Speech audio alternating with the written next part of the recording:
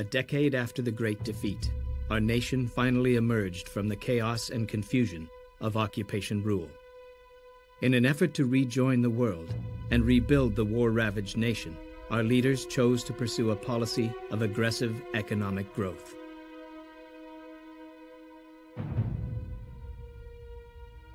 Although these extreme measures proved successful in many respects, they also led to serious social unrest. Massive unemployment and urban migration quickly turned large areas of the cities into slums, and violent crime began to soar. Even more ominous was the rise of armed anti-government groups bent on changing society through force. These groups grew so powerful that local police authorities were overwhelmed. The government was left with few options: to avoid violating the new constitution, which placed severe restrictions on military activity by the self-defense forces, and to dissuade the local police authorities from forming a national police force, the government chose an alternate path. With its activities limited to the capital, a new paramilitary force was established under the direct command of the National Security Committee. This was the birth of the Capitol Police Organization. Highly mobile and heavily armed, the Capitol Police quickly expanded its power and declared itself the guardian of public order.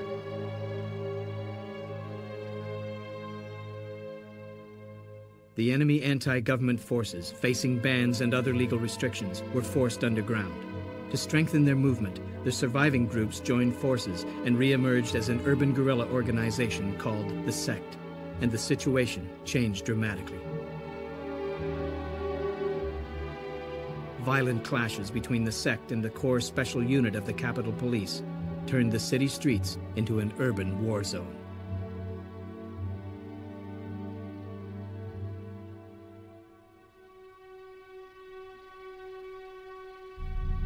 This led to a backlash of enraged public opinion. The special unit and its enemy, the Sect, became increasingly marginalized as society began to look toward the future and the economic prosperity it promised.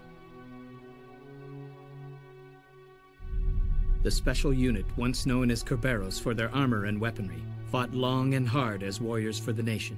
But they were now about to face the end of their historic mission. These guardians of public order were about to take their places in the pages of history.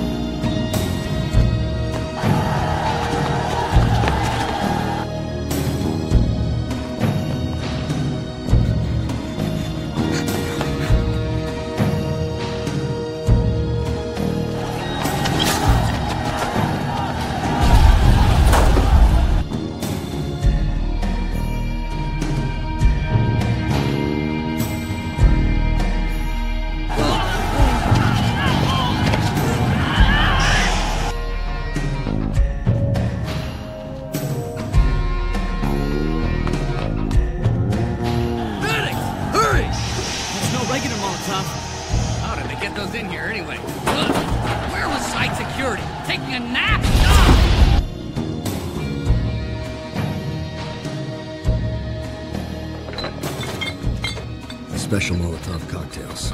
We've got lots. Give them hell. And we just got word the Shibuya group's working its way here. Be ready for them.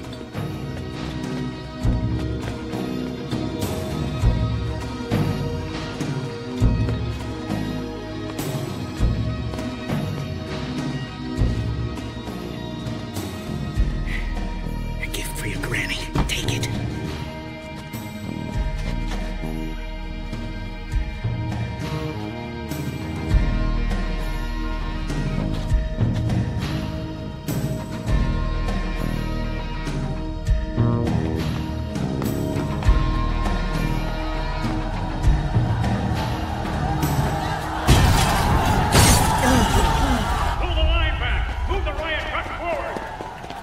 the water cannons over here.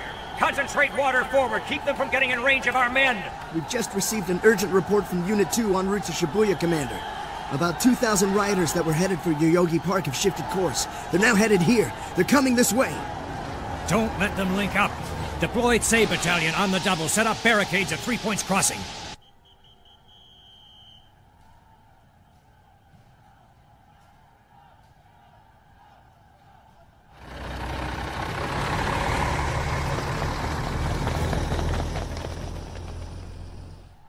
It's an obvious diversion.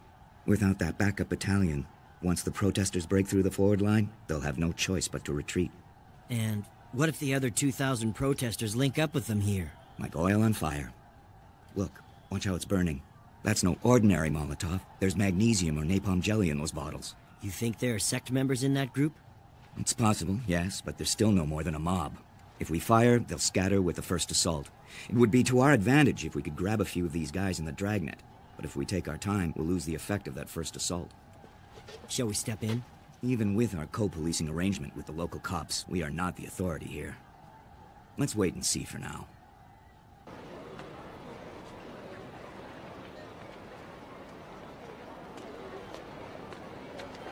Here's your present. Treat it gently and use it well.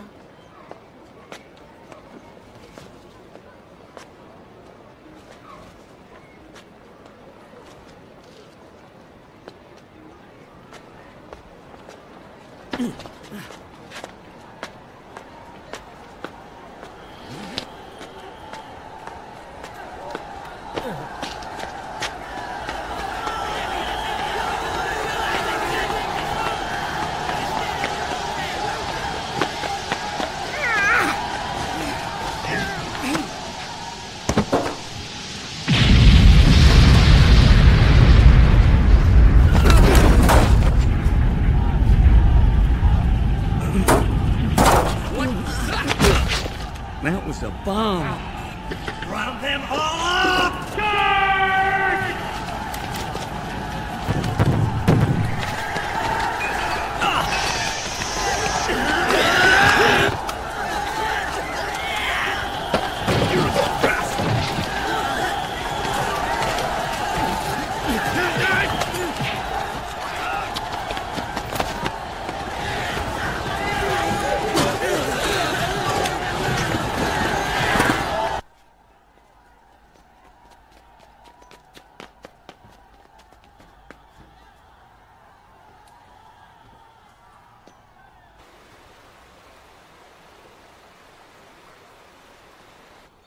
We need to pull back 3 blocks. Hurry.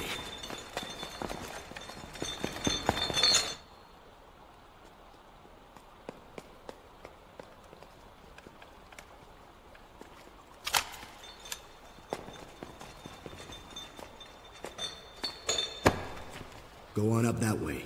Get yourself to 3 points.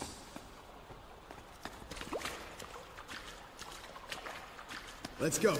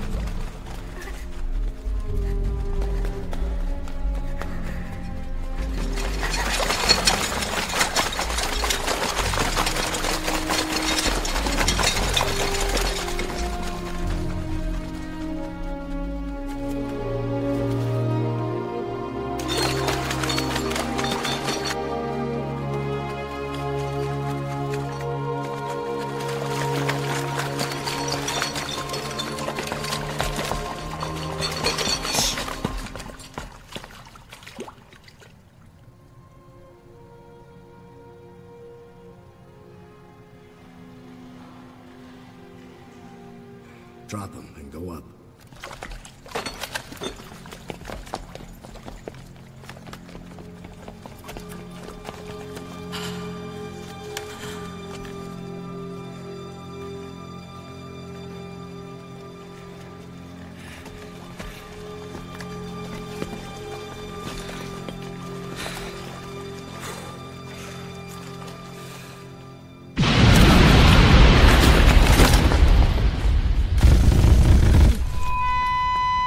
Drop your weapons and give yourselves up!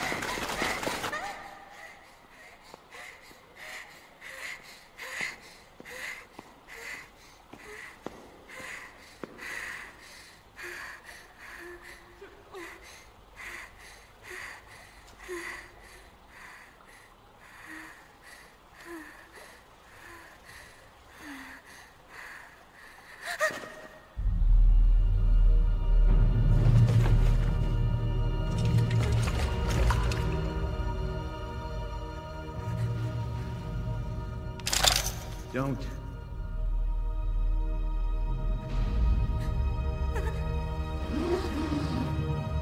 Why?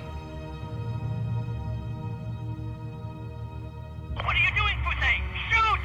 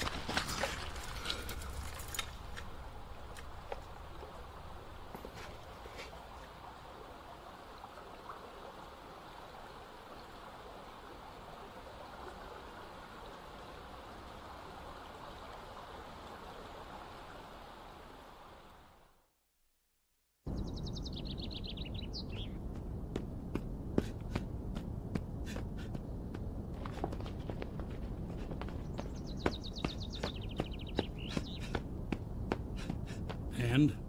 How badly was he hurt? It went off right in front of him. Even with Locke on his side, you'd think he'd at least be seriously injured. Thanks to his protect gear, he got away with only a few bruises and a slight concussion. That's what they say. Anyway, about last night. That's what I'm here to discuss with you, gentlemen. Is this another protest from the local police? Need I remind you we had a co-policing agreement? They're saying this was a serious violation. Why didn't you notify them that we were making a move? And run the risk of having the information leaked? To act under their very noses without any regard for their jurisdiction and have this happen, it's no surprise they're going to be upset. Listen, Anya. This ludicrous co-policing arrangement isn't working at all. Let's just end it. Besides, we're like oil and water. Put the two together and we wind up floating on top like filthy grease. If we did do that, well, just think about the vulnerable situation we're in right now. There are people out there who can't wait to bring us down, and they couldn't be more pleased that your special unit botched this whole thing up. You're now a perfect target for them. That may be so, but when you're in the heat of battle, you have to accept that some things can go wrong. These guys know that, too. They're only out to make some noise. That's assuming the explosion was inevitable or even an accident. What do you mean by that, Maroto? The problem here isn't that the special unit acted last night outside its jurisdiction. The issue here is that we weren't able to contain the situation, and we allowed that guerrilla bomb to go off. Honda, tell me, what was his name again? Constable Kazuki Fuse. Since completing his basic training in September, he's been attached to a strike platoon. It might have been too much for a rookie to handle. The terrorist who blew herself up, she was a minor. A girl, no less. It's an old trick of theirs to use women and children. They get them to do the dirty work, like transporting guns and explosives. The ones you in public security call Red Riding Hoods? Fact is, we're not dealing with petty criminals or cheap thugs making a show of their brutality. They have an extreme commitment to their cause. They're willing to do anything, no matter how vicious and underhanded. It's all the same to these people. Anything to attain their ends. Also, they completely refuse to see themselves as the criminals they are. Those are the people we're dealing with. That goes without saying. Whatever happened, one of our men broke under pressure and must take responsibility. Now, the specifics of this incident and the issue of punishment are a matter to be taken up now by the Internal Board of Inquiry. Are we agreed? Make sure it's all done through proper channels. What do you mean? Perhaps it's nothing, but I've heard rumors that there's a rogue organization within the special unit. Don't be stupid. Ah, yes. The Wolf Brigade? Well, I'm sure it's nothing more than a rumor. Can we stick to the subject, please? So, Anya? All right, then. I'll leave it to you. Although we fail to give the local police their advance notice, at least they'll be able to save face if we punish someone for it. But be careful. Well... Hold on. I'll send someone with you. There are terrorists out to get people like us. No, I'll pass. A special unit escort would make me all the more conspicuous. Yes, I suppose it would. Could you have my car brought round the back?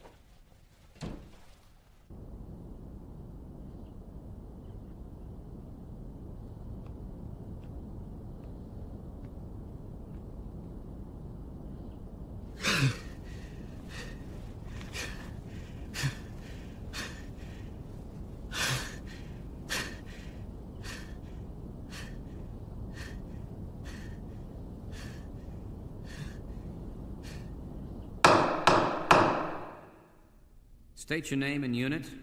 Constable Kazuki Fuse, 2nd Company. Assigned to Strike Platoon 3. Special Armored Brigade, Capital Police Organization. And what was the nature of your assignment 2 days ago, on February 9th? Based on verified information that guerrillas were operating below ground in the downtown area.